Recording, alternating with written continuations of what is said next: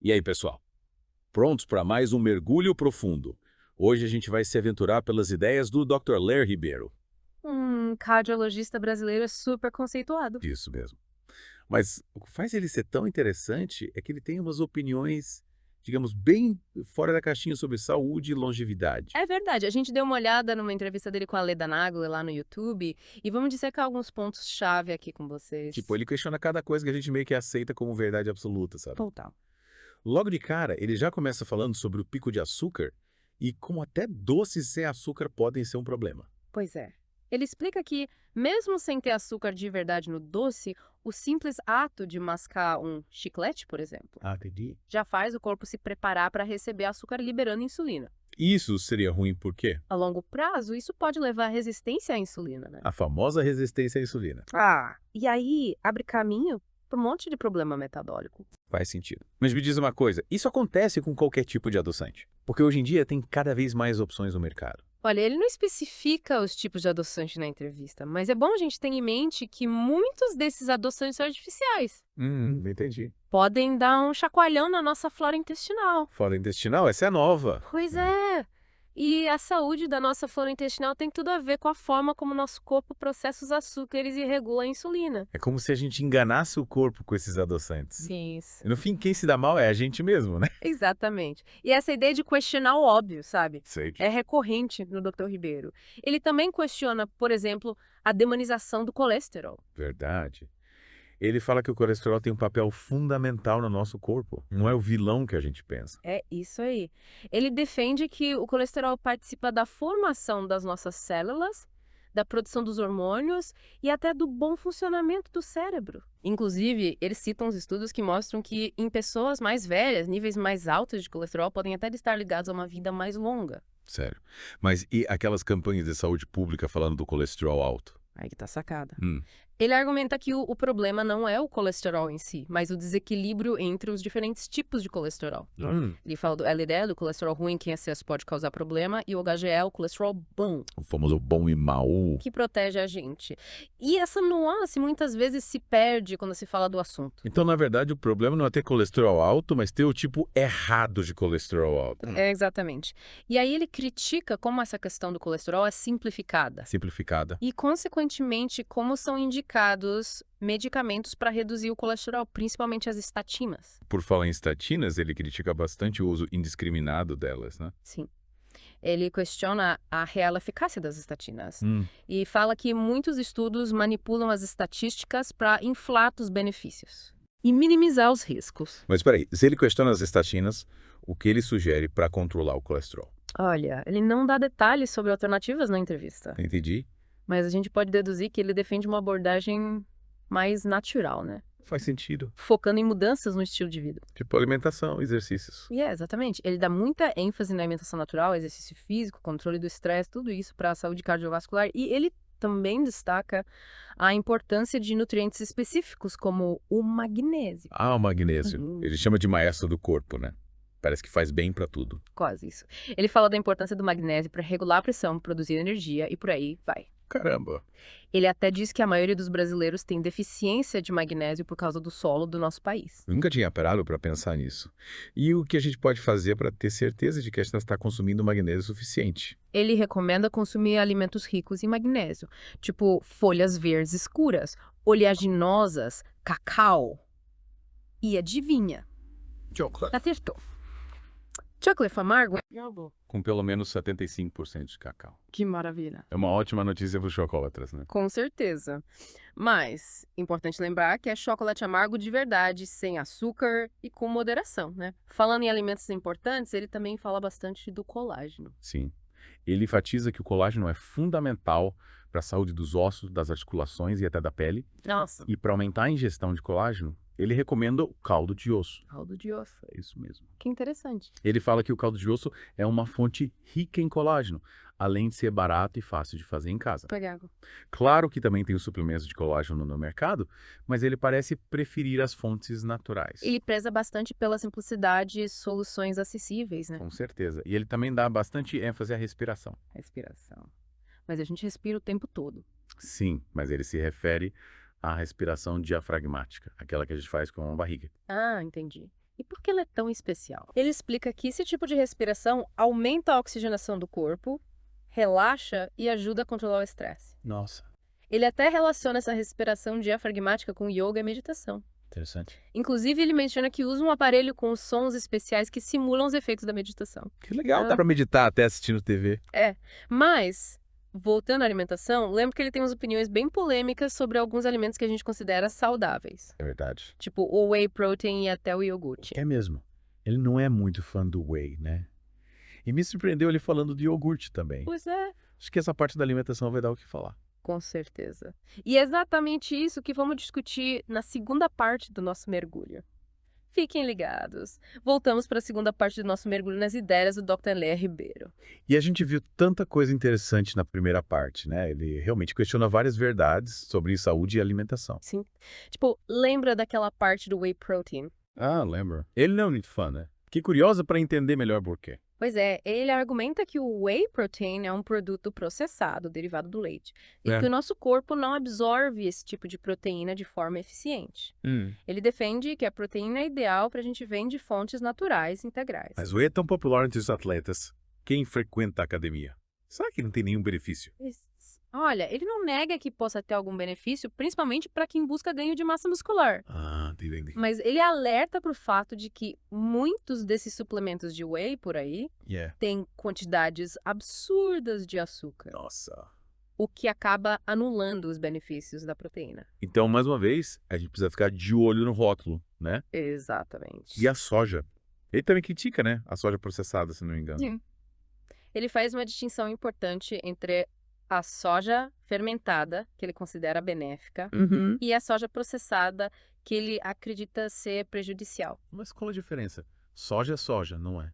Ele explica que a fermentação, tipo a que acontece na produção do nato, um alimento tradicional japonês, Sei. transforma a soja, tornando ela mais nutritiva e fácil de digerir. Ah, entendi. Já a soja processada, presente em vários produtos industrializados, perde nutrientes importantes durante o processamento e pode até ter substâncias que prejudicam a saúde. Faz sentido. Ele sempre volta nessa questão do natural versus o processado, né? Totalmente. E o iogurte. Me surpreendeu ele falando do iogurte. Pois é, a gente sempre pensa no iogurte como um alimento super saudável. Mas ele aponta que muitos iogurtes, mesmo os que se vendem como saudáveis, são cheios de açúcar. Mais um exemplo para a gente não se deixar levar pelas aparências e olhar o rótulo sempre, né? E o sal.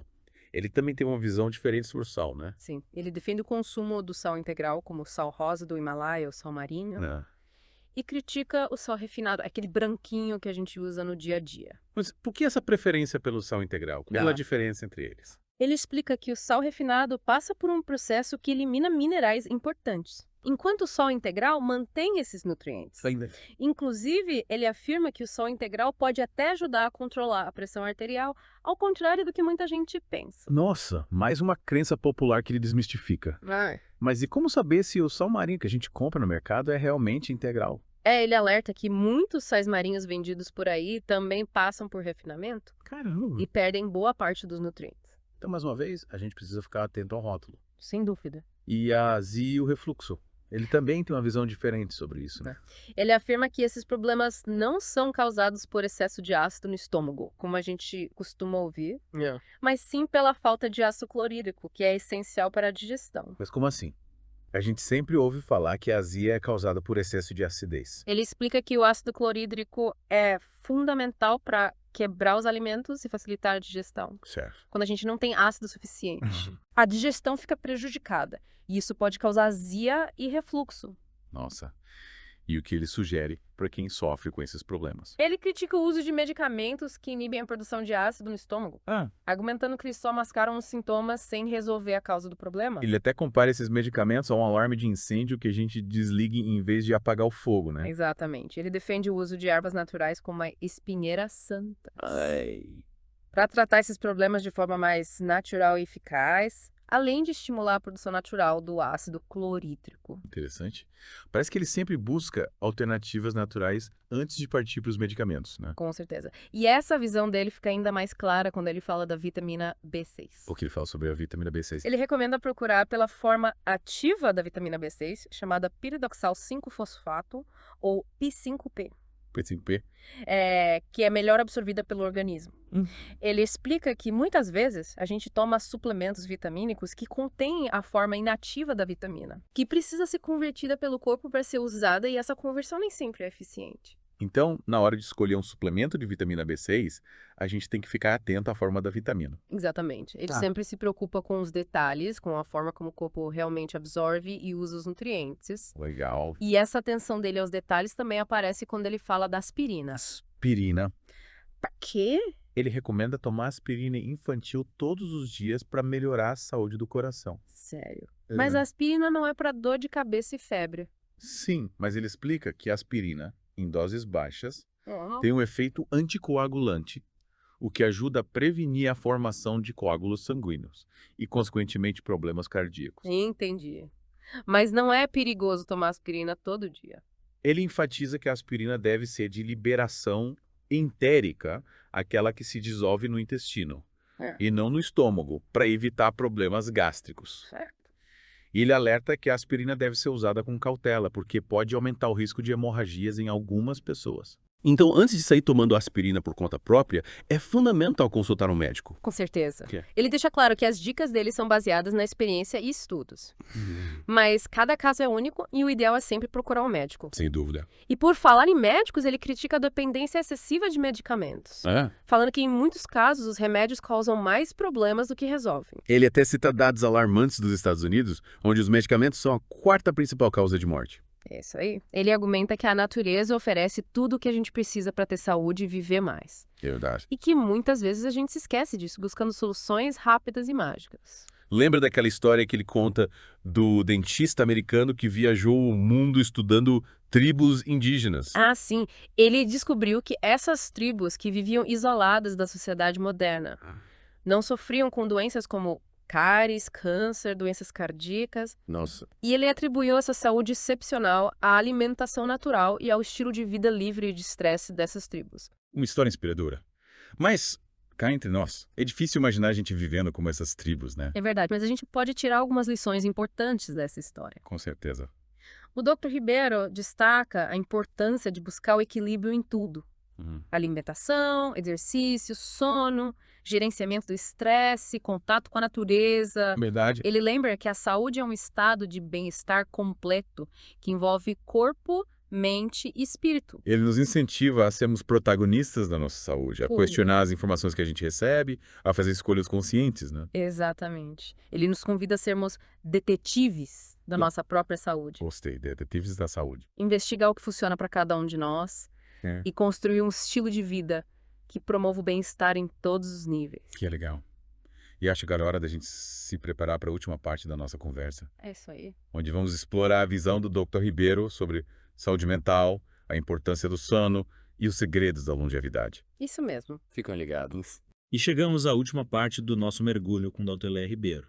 Já vimos tanta coisa interessante sobre saúde física, alimentação, até a indústria farmacêutica. Pra gente fechar com chave de ouro, vamos explorar a visão dele sobre saúde mental, sono e longevidade. Ele sempre fala que a saúde é um estado de bem-estar completo, né? Corpo, mente, espírito, tudo conectado. E por falar em mente, ele parece ser um grande defensor da meditação, né? Sim. Ele coloca a meditação como uma ferramenta fundamental para acalmar a mente, sabe? Reduzir o estresse e promover o bem-estar emocional. Ele até compara a meditação com um antivírus para a mente, que ajuda a limpar os pensamentos negativos. Nossa, que interessante. E como a gente começa a meditar? Ele dá alguma dica prática? Ele sugere começar aos poucos, com uns minutinhos por dia e aumentando o tempo com o tempo. Também recomenda usar aplicativos de meditação guiada, o que facilita bastante para quem está começando. A tecnologia ajudando a gente a ter mais bem-estar, né? É isso aí. Mas e além da meditação, o que mais ele fala que contribui para a saúde mental? Ele coloca muita ênfase em ter um propósito de vida, sabe? Algo que te motiva a levantar da cama todos os dias. Esse propósito precisa ser algo grandioso, tipo, salvar o mundo. Não, não. Ele diz que pode ser algo simples, como cuidar da família, se dedicar a um hobby, ajudar outras pessoas.